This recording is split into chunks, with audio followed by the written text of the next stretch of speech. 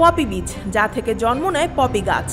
আর এই পপি গাছের কাঁচা শুকনো আঠা থেকেই তৈরি হয় নেশাদ্রব্য হিসেবে পরিচিত আফিম, যা ব্যবহৃত হয় মরফিন, কোডেইনের মতো ওষুধ ও মাদকদ্রব্য তৈরিতে। সম্প্রতি চট্টগ্রাম বন্দরে পাকিস্তান থেকে আমদানিকৃত পাখি খাদ্যের আড়ালে পাওয়া গেছে 25 টন অঙ্কুরোদ্গমযোগ্য পপি বীজ বা নিষিদ্ধ পোস্তদানা, যা থেকে সহজেই পপি গাছ ও আফিম উৎপাদন সম্ভব।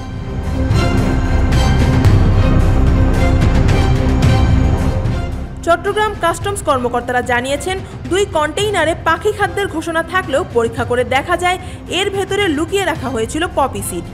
এই বীজের বাজার মূল্য প্রায় 6.5 কোটি টাকা। ব্রিটিশ শাসনামলেই উপমহাদেশে আফিম ও গাঁজার চাষ শুরু হয়।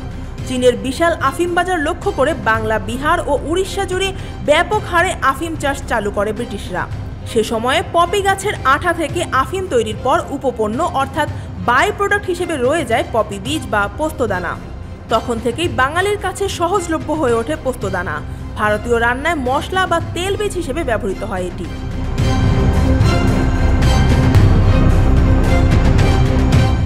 তবে 1961 সালে জাতিসংঘের উদ্যোগে আয়োজিত single convention on narcotic drugs এর পর বিশ্বব্যাপী পোস্ত চাষ ও আমদানি নিষিদ্ধ করা হয়।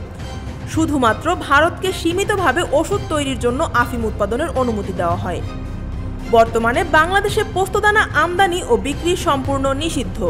পোস্তদানা মাদকদ্রব্যের অন্তর্ভুক্ত নয়, তবে এই বীজ থেকে আফিমের কাঁচামাল পপি গাছ উৎপাদন সম্ভব বলে অঙ্কুরোদ্গম উপযোগী পোস্তদানা মাদকদ্রব্য নিয়ন্ত্রণ আইন 2018 অনুসারে ক শ্রেণীর মাদক হিসেবে বিবেচিত।